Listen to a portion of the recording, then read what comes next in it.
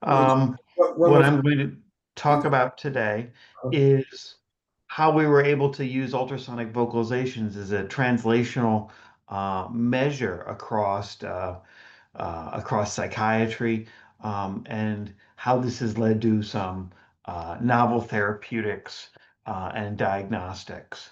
So I want to start by just jumping right in, almost as a cold as a cold start. So I've been given access to these very large human data sets, 36 million patients, their entire medical record.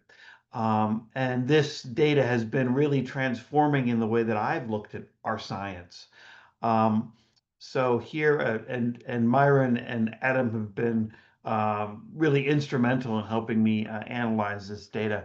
Really is drinking from the fire hose. So I'm always happy to entertain collaborations and different ways of looking at this data. So let's go through this left-hand graph here. So here you're able to track depression in subjects across 5, 10 years. And you can look at the most severe subjects. So let's look at the black group here, the all subjects, 80,000 patients, from their first diagnosis all the way out to 5 years. So the patients get worse over time, which you'd predict, and then maybe get better, maybe lost to follow up. But the surprising thing from this, and it's really predicted from affective neuroscience, is what are the most effective therapies? What we find is that psychotherapy that includes play therapy, and stimulating the brain with TMS at this alpha frequency, 610 hertz a second, seems to be, these most effective therapies, along with these non-addictive sleep drugs like melatonin or the early generation antihistamines. Whereas the standard antidepressants show very modest effects, and a lot of the very popular drugs that people take, like drugs of abuse, amphetamine, opiates, benzodiazepines, don't really seem to help much. Um, I'll just skip over that in general, but one of the things you see from these big data sets is you see the abuse. You see people coming back for drugs. So this really is what I like to call an affective neuroscience called shot. These results would be exactly what predict from decades of research on affective neuroscience. So let's also look at the biochemistry associated with this mild, moderate, and severe forms of depression. There's again a lot of data here. There's probably about 1,000 laboratory tests in these data set. But what you really tend to see is, as a general rule, growth factors in plasma. IGF, insulin-like growth factor, that's one that I like. I'm developing a therapy around that. And other growth factors and hormones tend to be decreased, whereas general sort of measures of overall health, sort of like insulin levels or glucose, tend to show the opposite direction. So these are, to use a couple of Yak's phrases, sort of seeking in energy and energetics, can be dysregulated. And I'll go through this quote a couple times because I really liked it when Yak would say this. Play is the fertilizer of the brain. So when you're playing, you have this growth factor spurt, and you'll see that this is a rhythm. And this seems to be the most sensitive, down-regulated uh, process in this big data. So um, I'm going to go now. Instead of showing you bar graphs, I'll show you sort of the rules of emotion that have come out of our research over the last 20 years. So the first rule in the upper left-hand corner is that of seeking the seeking system. So um, when you're playing in during the daytime, you have energy, and that energy you should go seek and explore. And really, what you should be doing for mammals during that time is playing. and that's what mostly we see when we do these 24-hour call or ultrasonic vocalizations and recordings. And at night, of course, you're supposed to be sleeping and not playing. And then what you find out is if people are awake late at night and not sleeping, they have negative affect. Some of the other rules here is the weighting function. So in general, negative affect is harder to produce, but weighs more. So a little bit of it takes about 5 times more positive affect to outweigh one negative affect experience.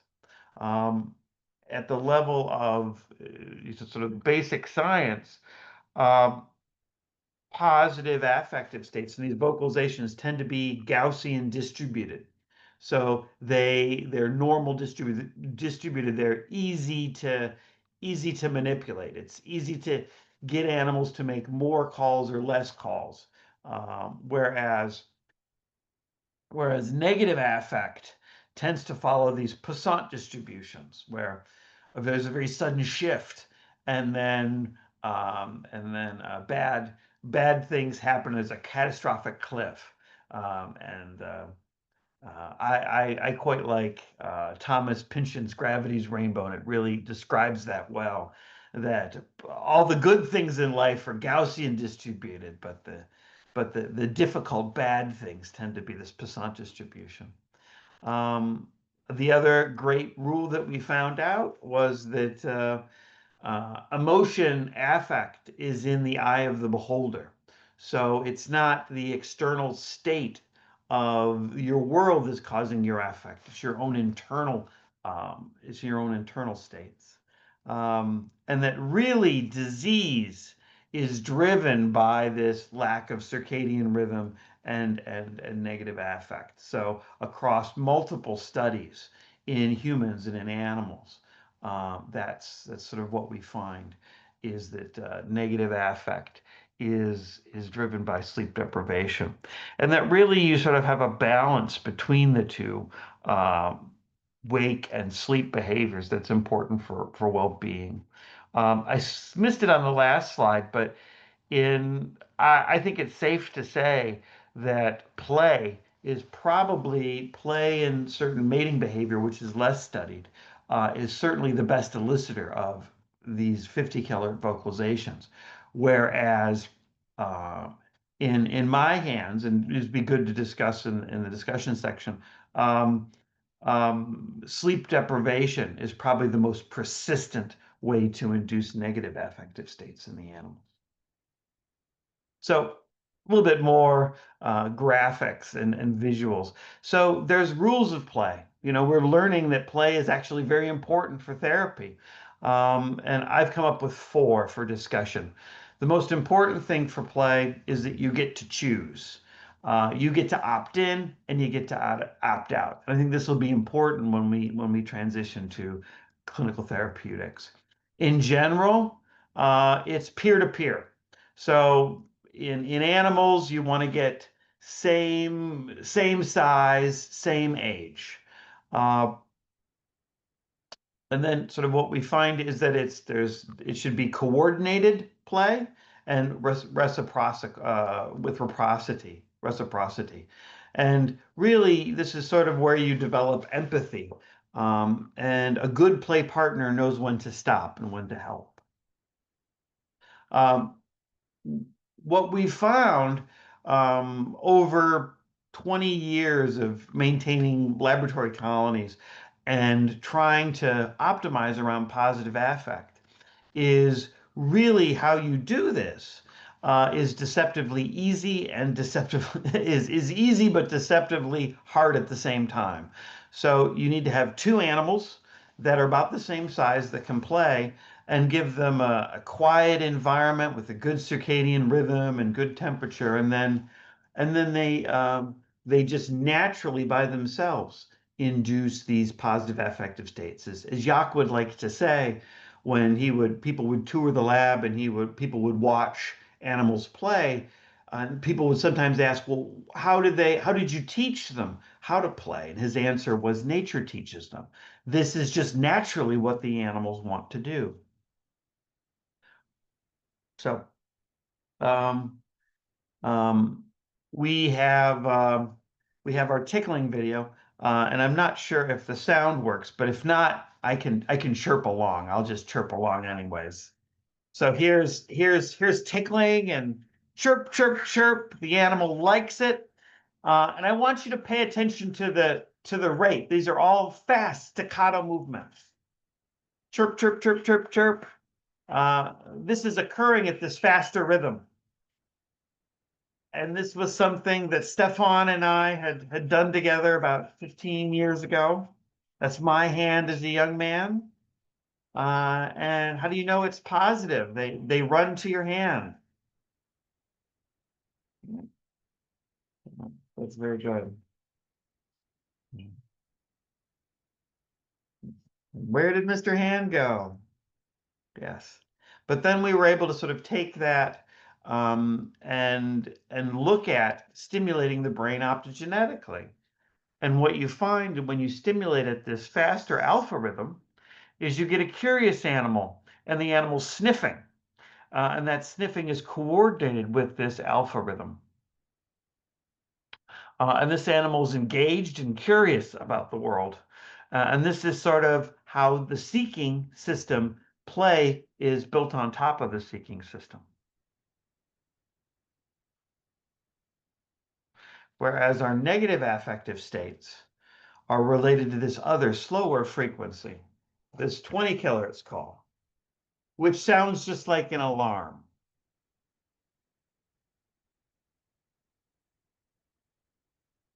And so this is sort of the basis of these kinds of affective states.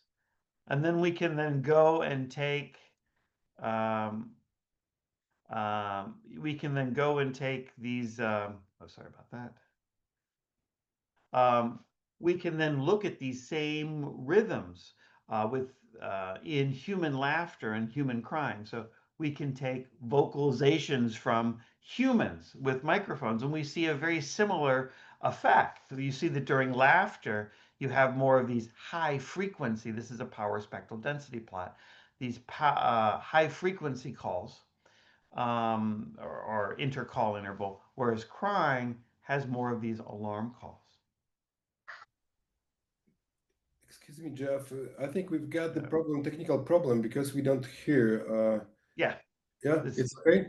That's okay. Yes. So I will just give you just a general thing. Laughter occurs at this fast staccato rate. Ha ha ha ha ha. And it's about the same speed that I'm speaking. If we looked at and analyzed the sonogram of my speech, excited speech, the individual syllables occur at around this 10 hertz alpha frequency, whereas the crying is sort of like an alarm.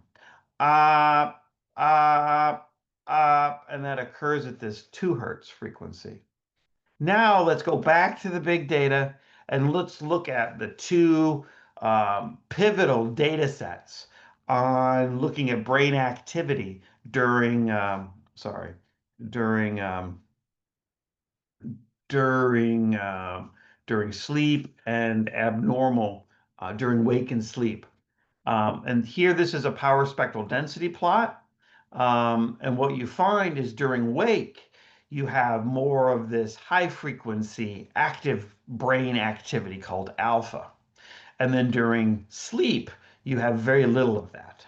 And that's really this frequency around 10 in rats at 6, somewhere between 6 to 10 hertz is what's really sort of the big difference between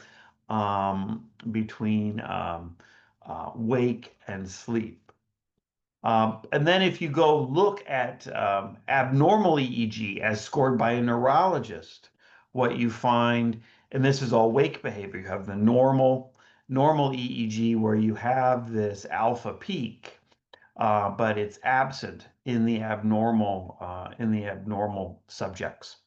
So it's very clear that this frequency tends to be very important for affective states.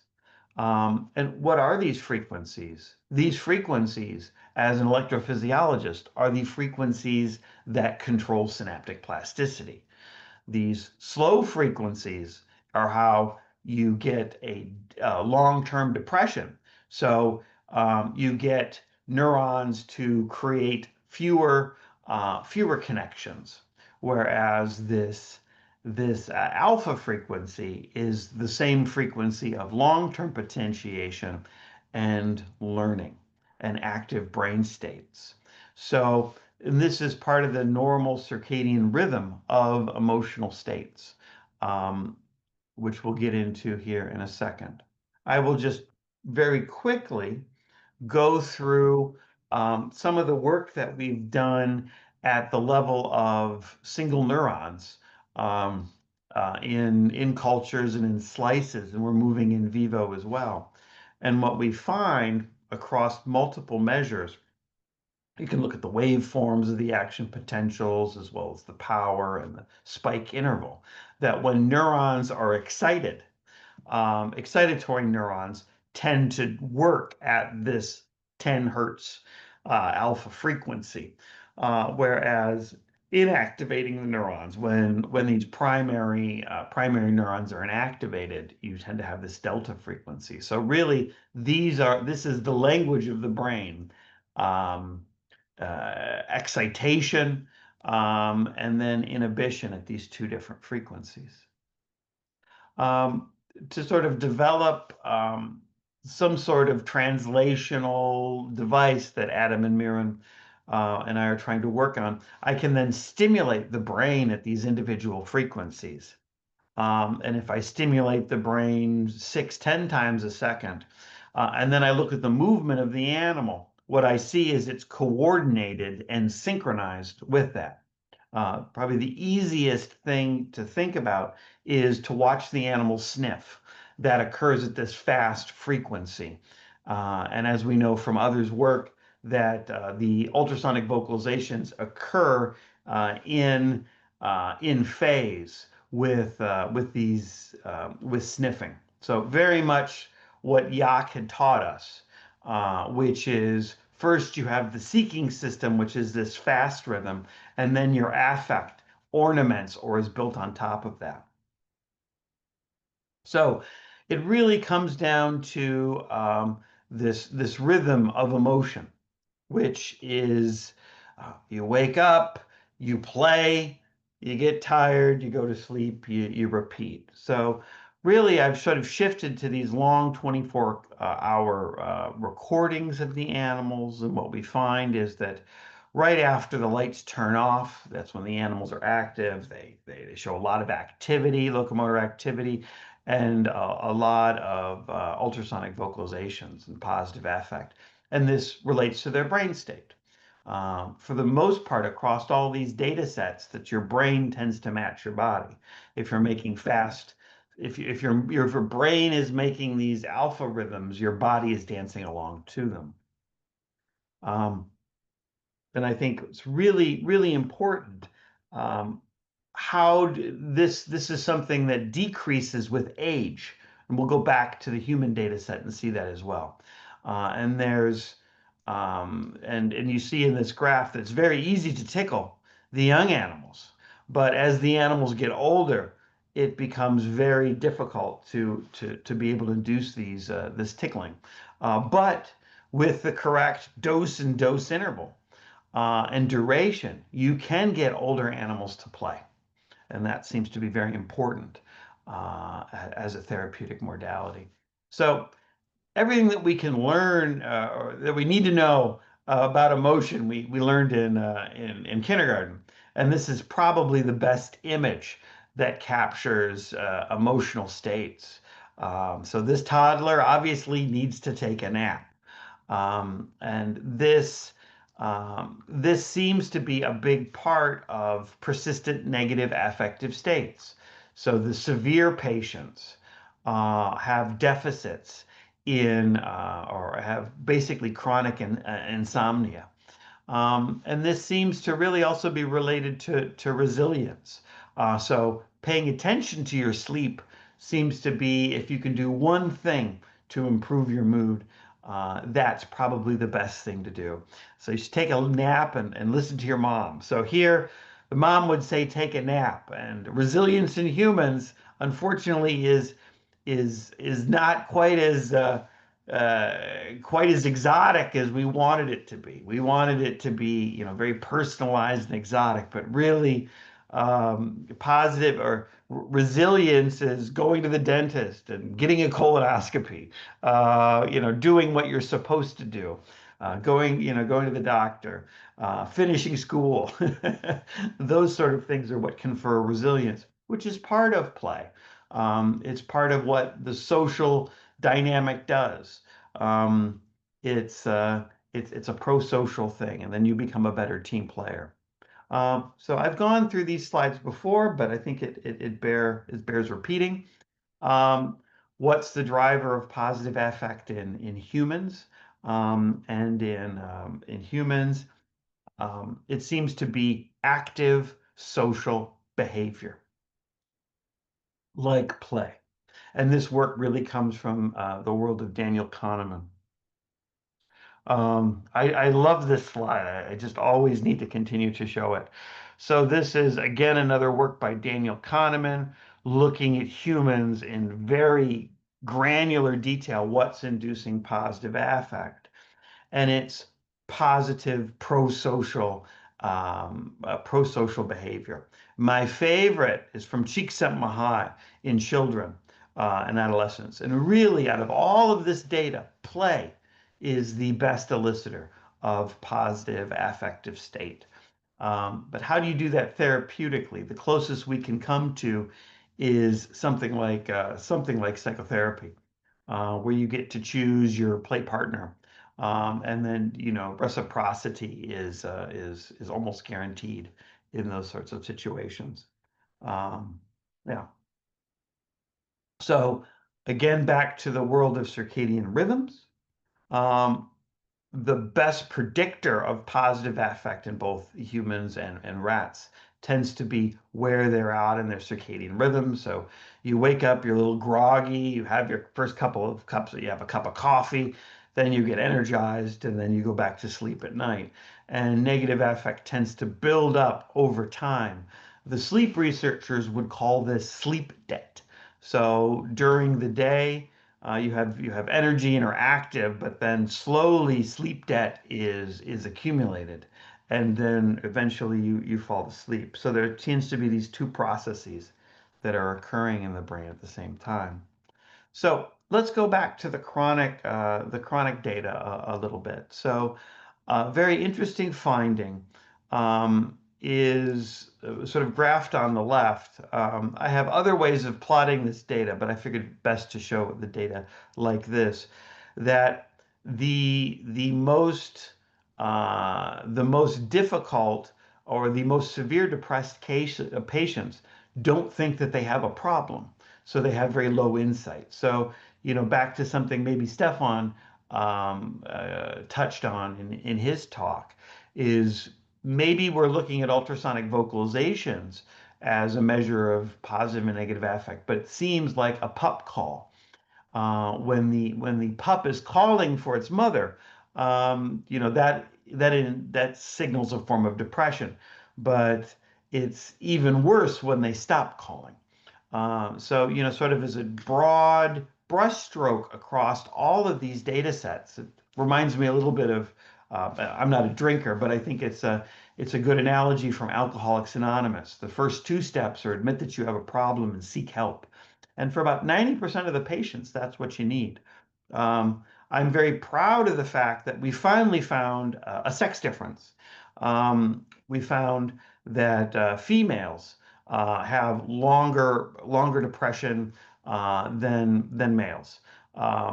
Now that we have that, we need to figure out what to do about that. It may link back to growth factors and different hormone levels. Although I think that's a little trite.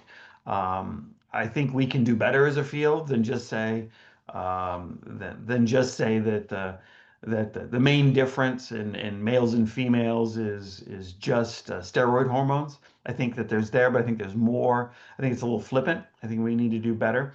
And I'm looking for people that have some thoughts on this, and I can carry that forward. And then there may or may not be a relationship between marriage and depression. People generally, as a rule from the data set, the people that are stuck and don't have a lot of choices tend to be the most depressed. And probably the largest effect size is this is age. Um, that you have much more severe depression as one gets older. Um, I'll just skip over this quickly, but there's a big discussion about placebo, and the big data really informs on that. About 85% of patients, 90% of patients get better by themselves very quickly, as long as they do something. So depression, as a general rule, has log linear decay. So people tend to get better. So for most people, as long as they choose something, as long as they know that they have a problem and seek some solution, they get better. Um, let's look at severity of disease and brain function. So age seems to be a very good predictor. So we look across age, and there's a definite increase in chronic depression, and that correlates nicely with an increase in this slow EEG. So less of the alpha frequency and more of the delta frequency, and insomnia. But what we see really, I should get rid of psychoactive drugs of abuse. Really, part of the problem is with aging and with a lot of these severe diseases, people are not seeking help. I'm going to be flippant today and say that psychotherapy is related to play. They're not playing enough. And you really see this as kind of the dose response across depression as you go from non-depressed to chronic depression. And then these data set, and Miron has been very helpful analyzing this data. You can look at suicide attempt and suicide completers, and you can see that the severity of the abnormal EEG, this alpha delta ratio, changes. But what you see is that the people that need the most help, the suicide attempt and suicide completers, are actually seeking less psychotherapy. So they're not seeking help, probably because they don't, are unable to. And, it's not just this one data set. You can see this in the very large STAR-D data set, so the largest antidepressant study ever run. So the older patients, the ones with insomnia, the ones that have something wrong with their brain, this abnormal EEG, these are the people that are not responding.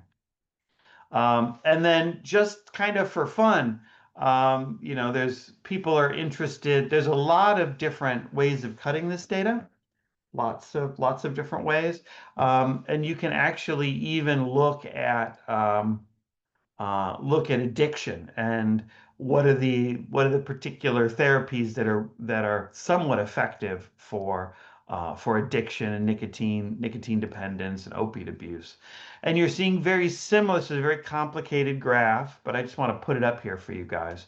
A lot of pharmacology, but it really seems that rehab and sleep to some extent, so psychotherapy and rehab, and some of these antagonists seem to really be the most effective therapies. Although people generally want the replacement therapies and they have some effect, they don't seem to be quite as effective as the others.